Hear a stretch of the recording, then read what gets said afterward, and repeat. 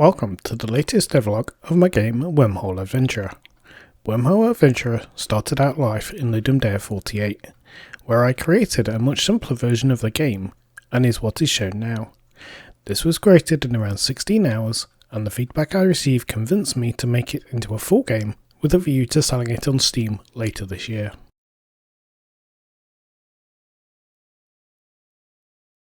During my last devlog, I played the game while explaining some of the core features I had already implemented in the newer version. Today you will see that development has moved forward a great deal since the last devlog, and that the game is really coming together.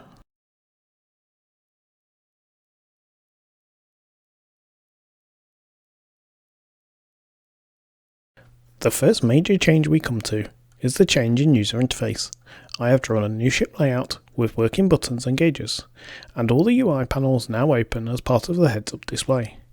I think this is the update that has taken the most time, because I made the mistake of making every panel separate with no consistency on structure, so most had to be reworked for the item tooltip that comes up that shows the module's stats and our blueprint's recipes to work, as this needed the item name to be on a certain child component. The next major change we come to is the player station rebuild. This is the ultimate goal of the game. In the previous devlog, the steps to rebuild the station were placeholder. I've now designed and implemented some logical steps the station takes for rebuilding, that in turn unlocks new station features for your station.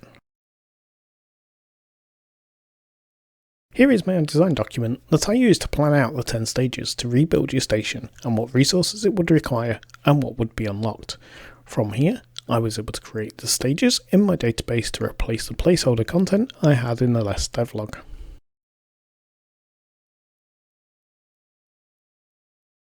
Next we will move on to the map. This was another major update, as again, I didn't plan it properly.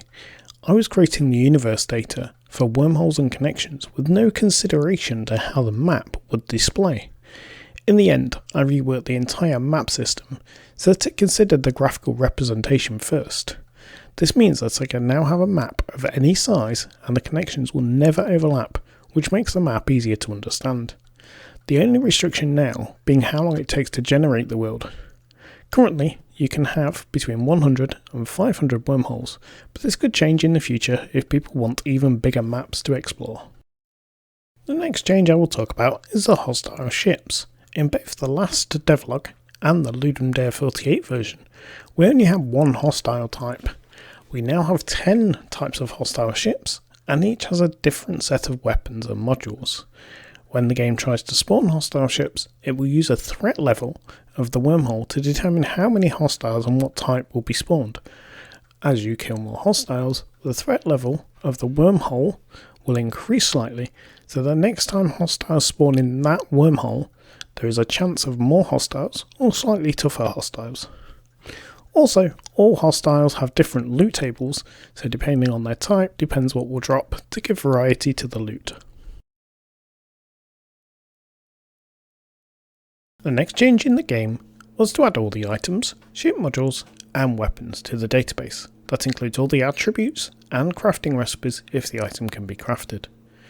Each ship, module and weapon has a rarity level going from common, uncommon, rare, epic and legendary.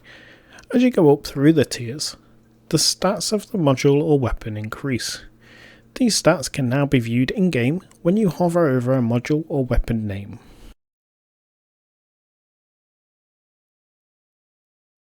My next step is to work on some game music and more sound effects. After that, I plan to add more player ships that have different module setups, i.e. a hauler type ship could have 2 or 3 cargo bays but only 1 weapon slot, whereas a fighter may have 1 cargo bay and several weapon slots. The plan is that you will start the game in a basic shuttle, but will have the chance to buy new ship hauls from certain stations. Thank you for watching. I hope you've enjoyed this devlog, and if so, please consider giving me a thumbs up and subscribe to be notified of future videos. I'm hoping to do a new devlog at the start of March, detailing everything I've been doing during February.